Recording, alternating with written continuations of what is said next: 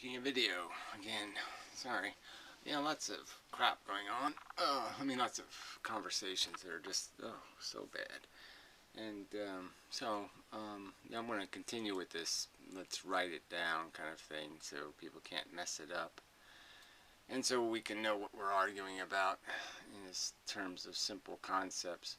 But the real catch is that, you know, it's pretty much impossible because people like Holiday won't pay any attention to what you wrote down. You know, he does this thing, you know, breaks the quotes up. Feeling is value creation, assertion from personal experience. You know,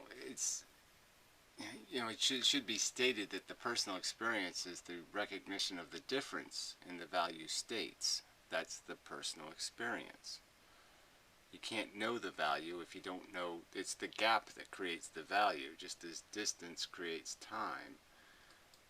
The gap in the quality of a sensation demonstrates the value reality. And so, well, anyway, so that gets lost in his perversion. So apparently I have to reconfigure these statements in some better order because he wasn't able to recognize, you know, understand as it was stated. I mean, I did describe each one, but yeah, it's just irritating. Anyway, I mean, incredibly irritating. There's just no point. It's always going to be so. So anyway, let's just start here. So we have universe. Elementarily simple. So that's the argument being made. It's a physics argument probably, and to some extent, but it's also a philosophical argument in the sense that logically you can sort of see that everything does tend towards this reductionism thing. It doesn't get more complicated. The bits are less complicated than the thing you're bitting, the thing you're taking apart, and that's sort of the tendency. So if you have an argument to make that so you have some sort of evidence where something gets more complicated as you reduce it, fine, let's hear it. Makes chemistry. Alright, so that's what the universe does. It makes chemistry. And then I guess in here I'm going to, you know, I'm just reading this over. I'm saying, yeah, I could probably use something, a little extra bit thrown in here. I don't have the right keyboard here. Still have to work out these computer issues. This is what I really need to do is say something like compound chemistry, you know, because that's sort of a delineation, is that the chemistry can get more complex over time because of the permutations, the arrangements. You know, it just keeps building stuff on top, and sometimes the house of cards falls over at the 5th level, and sometimes it falls over at the 20th. But there is this idea that the longer you play with it, the more likely it is you're going to get certain levels of complexity. Anyway, so eventually it does this replicating molecule thing. So that's a big plateau moment. But again, the replicating molecule doesn't mean anything without the compound chemistry. So, you know, of having the replicating molecule become an evolving molecule. So it's not just replicating, but it's evolving. And it's doing that through a process where the molecule is becoming a blueprint. So instead of doing the molecule actually replicating, the molecule is being, is part of a mechanism that evolves the molecule. Pretty much.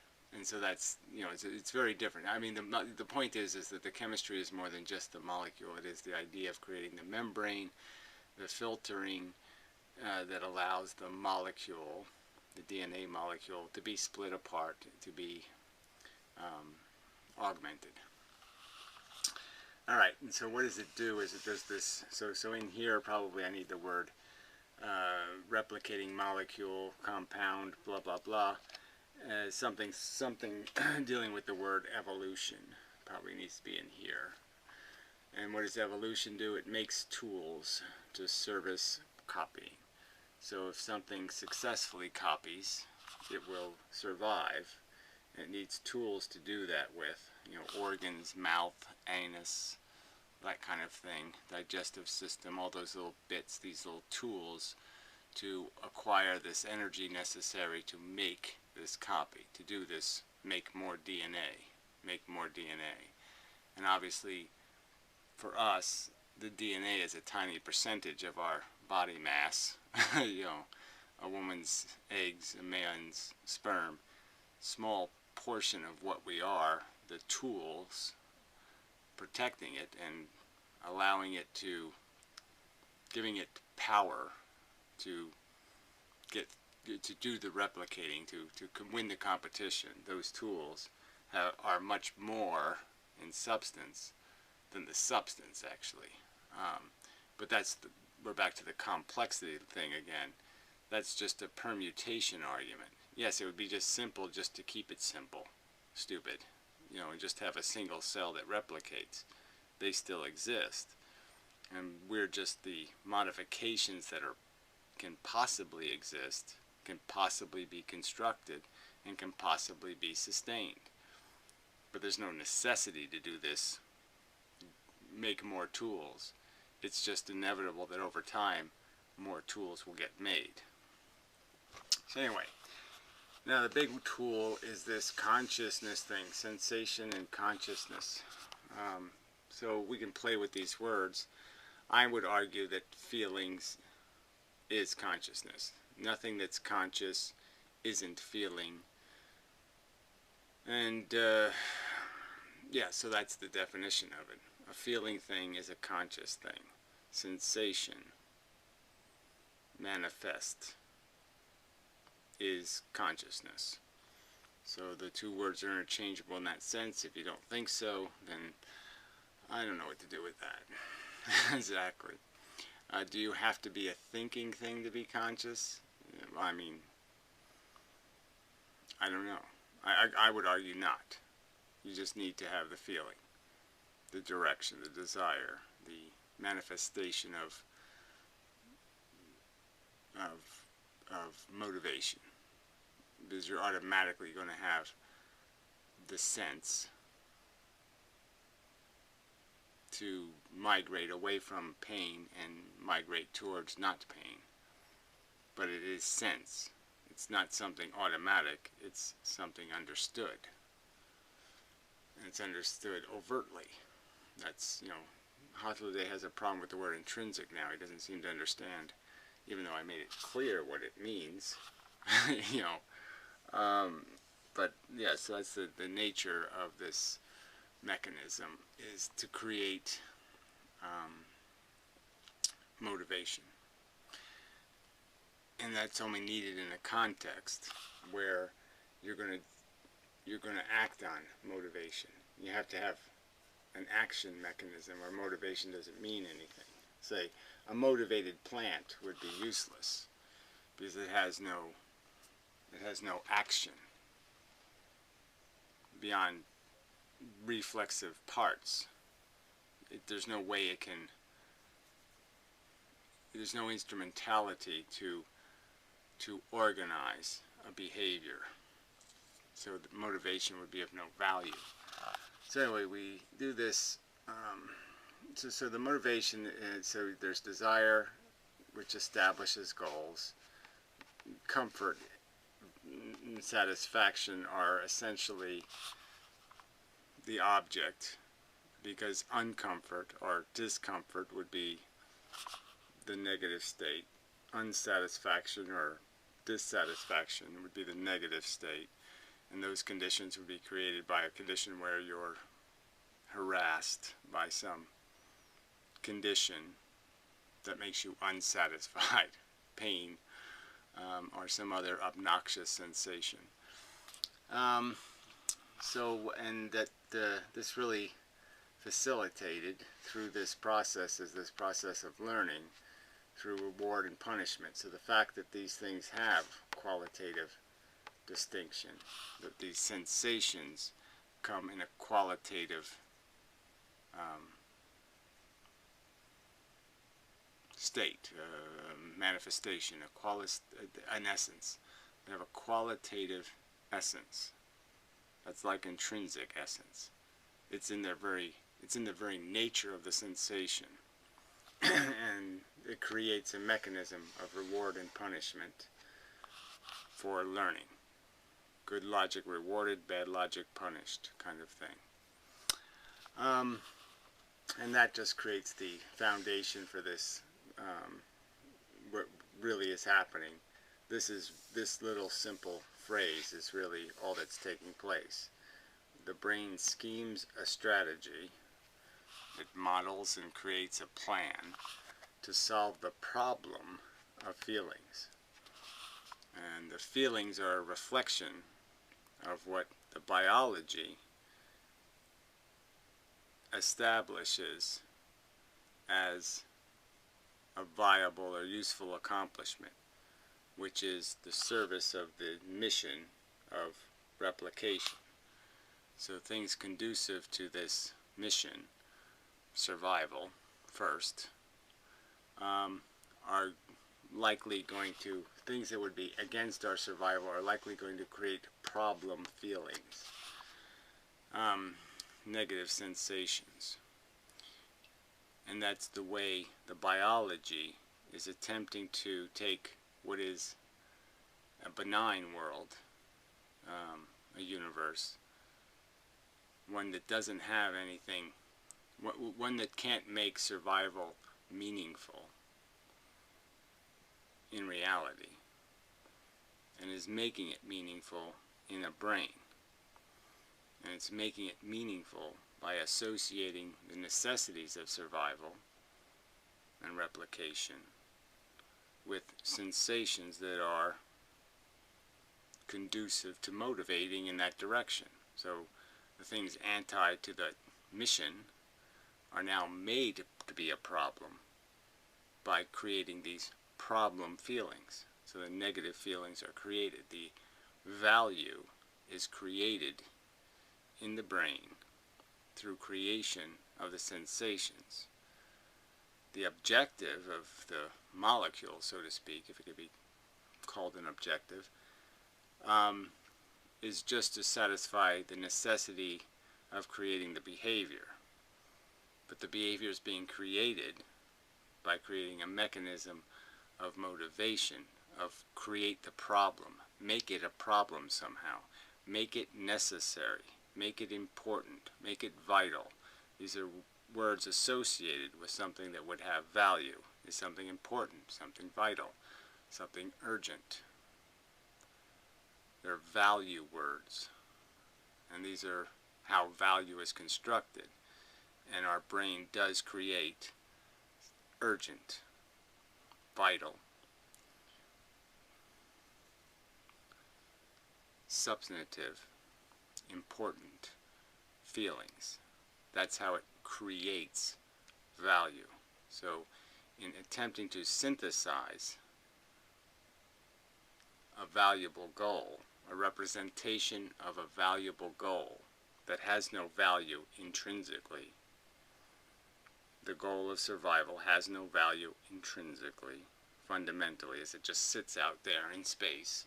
Using my hand, and you don't see it, but it's there, saying intrinsically it has no value. And it's made valuable by associating its anti with these negative sensations, creating real value as it's experienced in a brain. Alright, that's probably enough qualification. So that's gonna, I'm gonna have to obviously write some more sentences. But again, that's the idea of this sentence. Scheming strategies to solve the problem of feelings. The problem doesn't exist. Again, your survival, your not surviving is not a problem in reality. It's only a problem in your mind, and it's made a problem by creating these horrible feelings that get associated with perception of your demise.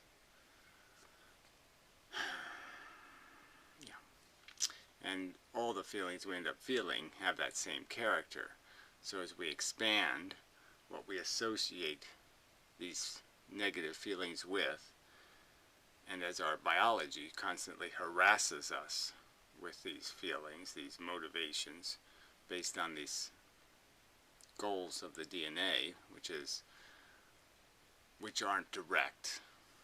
They're often indirect. The idea is you want to have sex, that's how it makes you procreate. So it's not that you want to procreate, no, you want to have sex. You eat food because you're hungry, not because you have some thought, I must sustain my body. That kind of thing. So they're very indirect methods to fool us into accomplishing the goal. And for most organisms, that's all that's necessary because they're easy to fool. Obviously, being more complex, we're capable of not being fooled and capable of wearing a condom, for example, or sometimes eating food with more calories because we know we're underweight, or taking vitamins because we know we haven't eaten the proper food, that kind of thing. Okay. So, anyway, so this is going to be the style that I'm going to try to adhere to, is to put this in simple statements and just say, argue these statements, argue these concepts, and if I have to, I'll add better statements and more explicit statements. I just don't want to get more wordy than necessary. It's just a ladder of conceptual recognitions. It's just like this simple thing of just saying, look, I personally have experienced sensation. I can logically deduce that all the other humans are having pretty much the same, they have the same general capacity. So that's I don't think that's I don't think there's any way to escape the necessary logic. I mean, go through this whole thing of explaining evolution, explaining how we got here, time, and how it's real, and that these are real events that led to your existence, and your existence is in this categories of your species and all this other stuff. So I mean, there's a real lineage that can be pointed to. I really don't think I should have to explain that whole lineage to explain how, if I'm having a sensation and the other person's having a sensation, that there's no reason for me to think the problem of my feeling is any more significant than the problem of their feeling, and that there must be resolution or satisfaction gained. I cannot use any logic to find reason to say mine more important than theirs. Now I can argue that I'm a selfish asshole, but I can't do anything other than that. I can't say that intrinsically I'm fundamentally more important that I'm comfortable than they're comfortable. It's not intrinsic. I have to demonstrate why it would be more important. That's just logic. It should be able to say that in a sentence. Fundamental functionality is equal.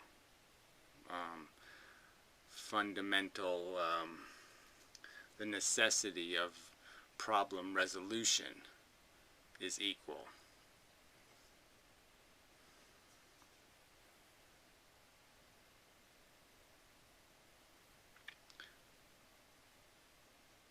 It doesn't matter. The swords of Damocles are the problem. It doesn't matter who they're hanging over. Yeah. Suffering is the problem. It doesn't matter who's experiencing it. So anyway, let us say torture. So suffering is apparently not a sufficient negative state for people to appreciate that it's a problem.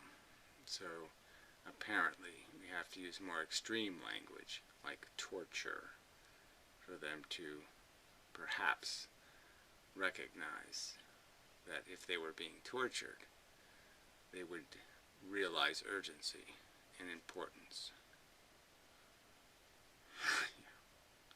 Yeah. So, yeah, there's no point in I haven't finished playing the Hostile. I mean, I just, it's so hard to watch his videos because he's such a, I mean, I'm sorry, it's just lying when you're being this deliberately distortive of an argument. You just have to call it a lie. I mean, because I went through it all, And yes, I don't have it in the order that maybe I need to change the order of some of these statements, but I went based on his video, basically.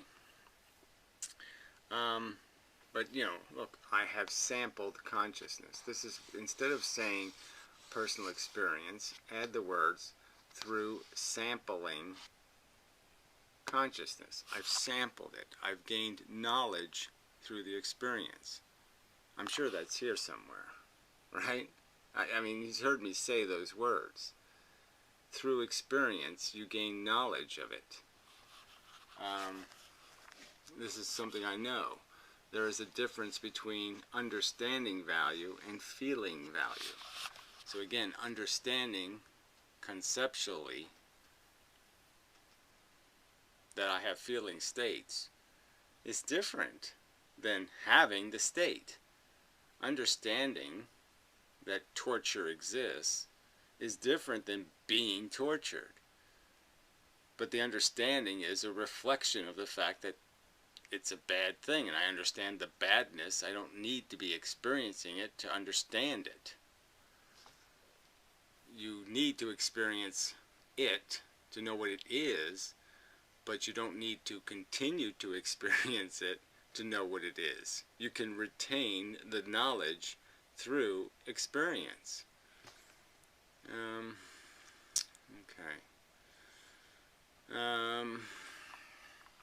Can't be directly observed, must be sampled or experienced to be understood. It's just a fact. And he keeps wanting to imply a prejudice, a bias. There's no bias in personal experience of the raw circumstance. I mean, and it says, look, feeling is value creation. Feelings are value. A brain-produced experience of pure, raw value.